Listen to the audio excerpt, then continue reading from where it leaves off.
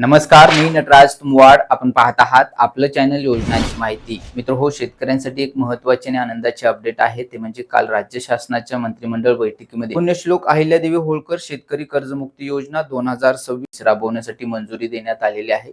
त्यामुळे राज्यातील शेतकऱ्यांची कर्जमाफी ही आता निश्चित आहे.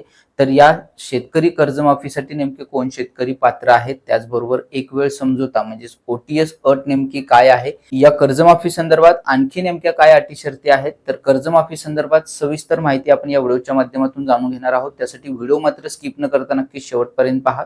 तत्पूर्वी चॅनलवरती मात्र पहिल्यांदाच आला असाल आणि अजूनपर्यंत आपण आपल्या चॅनलला सबस्क्राईब केले नसेल तर चॅनलला आता सबस्क्राईब करा आणि शेजारी दिलेल्या बेलला देखील न विसरता प्रेस करा, म्हणजे असेच नवनवीन अपडेट व माहितीपूर्ण व्हिडिओ सर्वप्रथम आपणास पाहायला मिळतील. आणि खाली दिलेल्या हाईप बटनला देखील प्रेस करायला नक्की विसरू नका. तर मित्र हो, पुण्यश्लोक अहिल्यादेवी शेतकरी कर्जमाफी योजना 2026 राज्यामध्ये राबवण्यासाठी काल राज्य मंत्रिमंडळाने मंजुरी दिलेली आहे. त्यासाठीचा शासन निर्णय देखील निर्गमित केलेला आहे.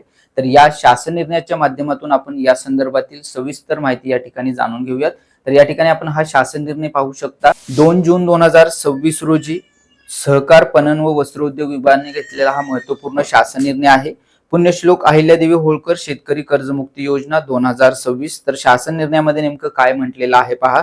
तर उपरोक्त प्रस्तावनेत नमूद केलेल्या पार्श्वभूमीवर दिनांक 2/6/2026 रोजी झालेल्या मंत्रिमंडळ बैठकीत राज्यातील थकबाकीदार शेतकऱ्यांना कर्जमुक्ती व कर्जाची नियमित परतफेड करणाऱ्या शेतकऱ्यांना प्रोत्साहनपर लाभ देण्याबाबत निर्णय घेण्यात आला आहे. त्याबाबतचा तपशील खालीप्रमाणे. आता शेतकरी कर्जमाफी योजना 2026 नेमकी कशा पद्धतीने राबवली जाणार आहे, तर या ठिकाणी आपण योजनेचा तपशील जो आहे तो सविस्तर पाहणार आहोत. तर कर्जमुक्ती नेमकी कोणाची होणार आहे, म्हणजेच कर्जमाफीसाठी नेमके कोण शेतकरी पात्र आहेत ते सर्वप्रथम या ठिकाणी पहा.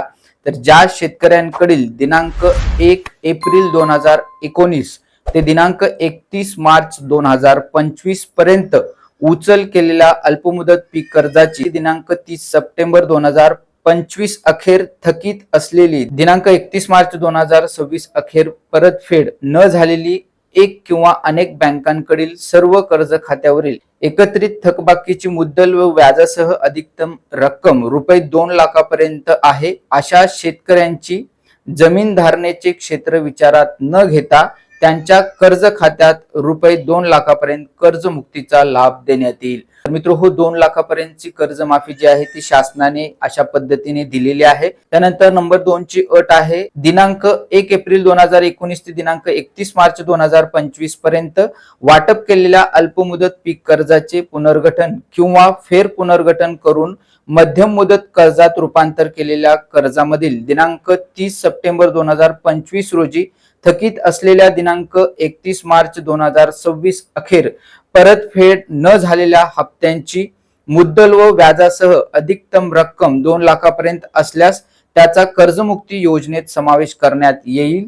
या योजनेमध्ये उपरोक्त नमूद केल्याप्रमाणे पीक कर्ज व पीक कर्जाचे केलेले पुनर्गठन किंवा फेर पुनर्गठित कर्ज दिनांक 30 सप्टेंबर 2025 रोजी थकीत असलेल्या व दिनांक 31 मार्च 2026 पर्यंत परतफेड न झालेल्या शेतकऱ्यांच्या एक किंवा अनेक बँकांकडील सर्व कर्ज खात्यांची एकत्रित थकबाकीची रक्कम विचारात घेऊन प्रति शेतकरी 2 लाख मर्यादेपर्यंत कर्जमुक्तीचा लाभ देण्यात येईल.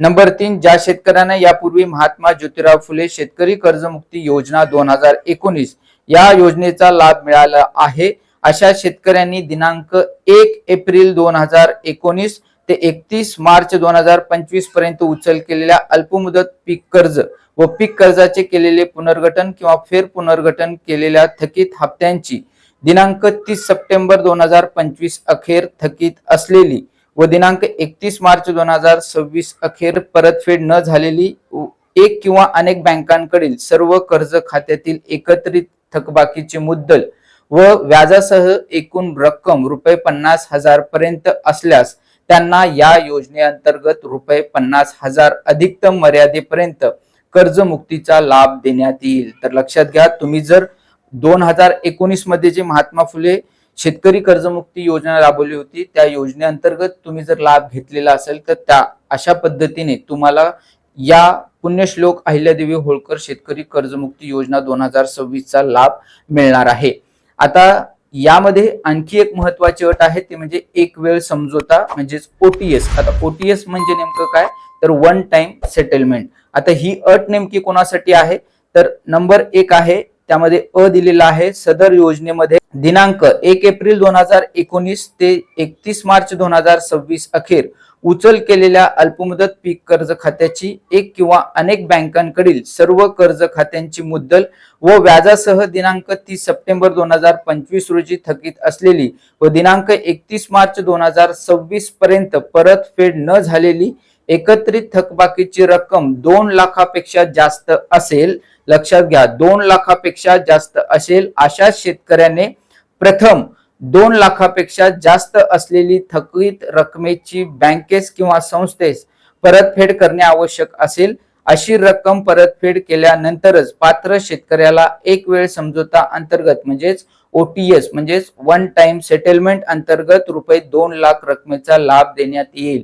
तर लक्षात घ्या 2 लाखापेक्षा जास्त ज्यांचं कर्ज आहे अशा शेतकऱ्यांनी 2 लाखापेक्षाची जी काही रक्कम आहे ती रक्कम तुम्हाला वन टाइम सेटलमेंट मध्ये तुमच्या बँकेला किंवा तुम्ही ज्या बँकेकडून कर्ज घेतलेलं आहे त्या बँकेला तुम्हाला ती आधी सर्वप्रथम रक्कम भरावी लागणार आहे. त्यानंतरच तुम्हाला 2 लाख रुपयाची कर्जमाफी जी आहे ती पुण्यश्लोक अहिल्यादेवी होळकर शेतकरी कर्जमाफी योजनेअंतर्गत दिली जाणार आहे. आता यामध्ये दुसरी अट जी आहे ती ज्या शेतकऱ्यांना यापूर्वी महात्मा ज्योतिराव फुले शेतकरी कर्जमुक्ती योजना 2019 चा लाभ मिळाला आहे अशा शेतकऱ्यांनी दिनांक 1 एप्रिल 2019 ते दिनांक 31 मार्च 2025 पर्यंत उचल केलेल्या अल्पमुदत पीक कर्ज किंवा पीक कर्जाचे केलेले पुनर्गठन किंवा फेर पुनर्गठन केलेल्या थकीत हप्त्यांची दिनांक 30 सप्टेंबर 2025 अखेर थकीत असलेली व दिनांक 31 मार्च 2026 अखेर परतफेड न झालेली एक किंवा अनेक बँकांकडील सर्व कर्ज खात्यातील एकत्रित थकबाकीची मुद्दल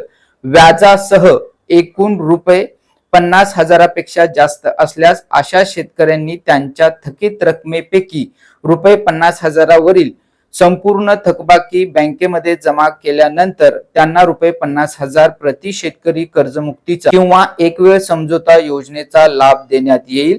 तसेच या योजनेमध्ये शेतकऱ्यांना त्यांच्या हिश्श्याची रुपये 50,000वरील रक्कम बँकेमध्ये जमा करण्यासाठी दिनांक 31 मार्च 2027 पर्यंत मुदत देण्यात येईल. तर ज्या शेतकऱ्यांनी महात्मा ज्योतिराव फुले शेतकरी कर्जमुक्ती योजना 2019 मध्ये लाभ घेतलेला असेल, ज्या शेतकऱ्यांना प्रोत्साहन लाभ मिळालेला असेल अशा शेतकऱ्यांसाठी ही जी अट आहे ती असणार आहे. आता त्यानंतर प्रोत्साहनपर लाभ संदर्भात या ठिकाणी माहिती दिलेली आहे ते म्हणजे वित्तीय शिस्तीला प्रोत्साहन देण्यासाठी आणि नियमित परतफेड करणाऱ्या शेतकऱ्यांना प्रोत्साहनपर लाभ देण्यासाठी सन 2022-23 सन 2023-24 सन 2024-25 या 3 आर्थिक वर्षापैकी कोणत्याही 2 आर्थिक वर्षात पीक कर्जाची उचल करून आर्थिक वर्ष संपल्यानंतर 30 जून पूर्वी किंवा बँकेच्या प्रचलित नियमानुसार विहित वेळेत यापैकी नंतरची असेल त्या दिनांकापूर्वी कर्जाची परतफेड केलेल्या शेतकऱ्यांना प्रोत्साहनपर लाभ देण्याच्या हेतूने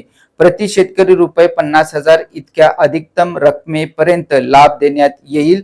तथापि अशा प्रकारे शेतकऱ्यांनी सन 2025-26 व सन 2026-27 या आर्थिक वर्षात अल्पमुदत पीक कर्ज घेतले असल्यास अशा कर्जाची देखील विहित मुदतीत परतफेड करणे अनिवार्य असेल. आता प्रोत्साहनपर लाभ देण्यासाठीची आणखी 2 नंबरची अट आहे ती म्हणजे सन 2023-24 अथवा सन 2024-25 या वर्षात घेतलेल्या व त्याची विहित कालावधीत पूर्णतः परतफेड केलेल्या अल्पमुदत पीक कर्जाची रक्कम रुपये 50,000पेक्षा कमी असल्यास अशा शेतकऱ्यांना त्यांनी सन 2023-24 अथवा सन 2024-25 या वर्षात अल्पमुदत पीक कर्जाच्या मुद्दल व व्याजासह प्रत्यक्ष परतफेड केलेली रक्कम किंवा किमान रुपये 5,000 रक्कम प्रोत्साहनपर लाभ म्हणून देण्यात येणार आहे. त्यानंतर उपरोक्त कर्जमुक्ती एक वेळ समझोता म्हणजेच ओटीएस व प्रोत्साहन लाभ मिळण्यासाठी खालीलप्रमाणे निकष निश्चित करण्यात येत आहेत. आता कर्जमुक्ती आणि ओटीएस म्हणजेच एक वेळ समझोता म्हणजे वन टाइम सेटलमेंट प्रोत्साहनपर लाभ यासाठीचे निकष आहेत ते खाली दिलेले आहेत. त्यामधील नंबर 1 चा निकष आहे सदर योजनेचा लाभ देत असताना वैयक्तिक शेतकरी हा निकष ग्राह्य धरण्यात येईल.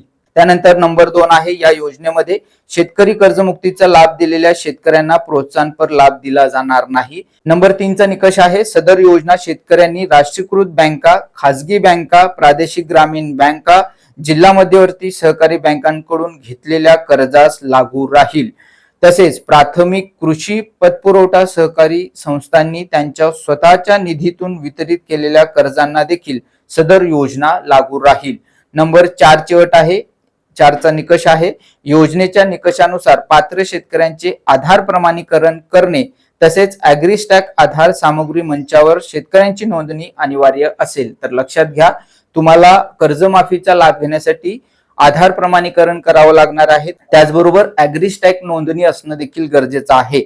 म्हणजे ॲग्रीस्टॅक वर तुमची जर नोंदणी असेल, जर तुम्ही रजिस्ट्रेशन केलेलं असेल तर तुम्हाला कर्जमाफीचा लाभ मिळणार आहे. आता योजनेचा लाभ मिळण्यासाठी खालील व्यक्ती मात्र पात्र असणार नाहीत. त्यामध्ये कोण कोण आहेत तर महाराष्ट्र राज्यातील विद्यमान भूतपूर्व मंत्री, राज्यमंत्री विद्यमान, त्याचबरोबर भूतपूर्व लोकसभा राज्यसभा सदस्य विद्यमान, त्याचबरोबर भूतपूर्व विधानसभा, त्याचबरोबर विधान परिषद सदस्य, जिल्हा परिषद पंचायत समिती सदस्य आणि नागरी स्थानिक संस्थांचे सदस्य, त्यामध्ये महानगरपालिका, नगरपालिका, नगरपंचायतचे नगरसेवक असे जे कोणी शेतकरी लाभार्थी असतील तर त्यांना या योजनेचा लाभ मिळणार नाही. त्याचबरोबर नंबर 2, केंद्र व राज्य शासनाचे सर्व अधिकारी किंवा कर्मचारी एकत्रित मासिक वेतन ज्यांना 25,000 पेक्षा जास्त आहे अशांना देखील या योजनेचा लाभ मिळणार नाही. नंबर 3, राज्य सार्वजनिक क्षेत्रातील उपक्रम उदाहरणार्थ महावितरण, महाराष्ट्र औद्योगिक विकास महामंडळ, एसटी महामंडळ इत्यादी व अनुदानित संस्था यांचे अधिकारी व कर्मचारी एकत्रित मासिक वेतन ₹25,000 पेक्षा जास्त असेल अशांना देखील या योजनेचा लाभ मिळणार नाही. शेतीबाह्य उत्पन्नाच्या स्त्रोतातून आयकर भरणाऱ्या व्यक्तींना देखील या योजनेचा लाभ मिळणार नाही. त्यानंतर निवृत्ती वेतनधारक व्यक्ती ज्यांचे मासिक निवृत्ती वेतन ₹25,000 पेक्षा जास्त आहे त्यांना देखील या योजनेचा लाभ मिळणार नाही. यामध्ये फक्त माजी सैनिक वगळण्यात आलेले आहेत. त्यानंतर कृषी उत्पन्न बाजार समित्या, सहकारी साखर कारखाने, सहकारी सूतगिरण्या, नागरी सहकारी बँका, जिल्हा मध्यवर्ती सहकारी बँका, महाराष्ट्र राज्य सहकारी बँक लिमिटेड, सहकारी दूध संघ या संस्थांचे पदाधिकारी, अध्यक्ष, उपाध्यक्ष व संचालक मंडळ अधिकारी व कर्मचारी यांचे एकत्रित वेतन ₹25,000 पेक्षा जास्त असणाऱ्या व्यक्ती तथापि सहकारी साखर कारखान्यांचे हंगामी कामगार योजनेसाठी अपात्र असणार नाहीत. आता यामध्ये मात्र सहकारी साखर कारखान्याचे हंगामी कामगार जे आहेत ते योजनेसाठी अपात्र असणार नाहीत. आता या योजनेची अंमलबजावणीची प्रक्रिया पूर्ण करण्यासाठी एक समिती गठीत करण्यात आलेली आहे. ज्या समितीचे अध्यक्ष स्वतः मुख्यमंत्री असणार आहेत. तर दोन्ही उपमुख्यमंत्री, त्याचबरोबर महसूल मंत्री, कृषी मंत्री आणि सहकार मंत्री हे या समितीचे सदस्य असणार आहेत आणि प्रधान सचिव सहकार खात्याचे हे या समितीचे सदस्य सचिव असणार आहेत. तर अशा प्रकारे मित्रहो, पुण्यश्लोक अहिल्यादेवी होळकर शेतकरी कर्जमुक्ती योजना 2026 राज्यामध्ये अशा पद्धतीने राबवली जाणार आहे. आता शेतकऱ्यांना कर्जमाफी देण्यासाठी सर्वप्रथम आधार प्रमाणीकरण करावं लागणार आहे. हे नेमकं कशा पद्धतीने करायची या संदर्भातील सविस्तर माहिती राज्य शासनाकडून परिपत्रक जारी करून दिली जाईल. यासाठीची वेगळी वेबसाईट शासनाकडून ओपन केली जाईल. त्यानंतर तुम्हाला कर्जमाफी संदर्भात जे काही शासनाकडून कागदपत्र असतील किंवा आधार प्रमाणीकरण करायला सांगितलेलं असेल ते त्या पोर्टलवरती तुम्हाला करावं लागणार आहे. या संदर्भात जी काही पुढील नवीन शासनाकडून अपडेट येईल, जी काही नवीन माहिती येईल ते आपण आपल्या चॅनलच्या माध्यमातून आपणापर्यंत नक्की पोहोचू. पण या कर्जमाफी संदर्भात आपले मत नेमके काय आहे कमेंट बॉक्स मध्ये कळवायला विसरू नका. या संदर्भातील पुढील माहिती अपडेट जाणून घेण्यासाठी चॅनलला आता सबस्क्राईब करा आणि शेजारी दिलेल्या बेलला देखील न विसरता प्रेस करा. व्हिडिओ उपयुक्त वाटल्यास नक्की लाईक करा. आपल्या इतर मित्रांना देखील ही माहिती जास्तीत जास्त त्यांच्या व्हॉट्सअपवरती आणि आपल्याकडील व्हॉट्सअप ग्रुपवरती पाठवायला नक्की विसरू नका. भेटूयात नवीन माहितीसह, नवीन अपडेटसह. धन्यवाद.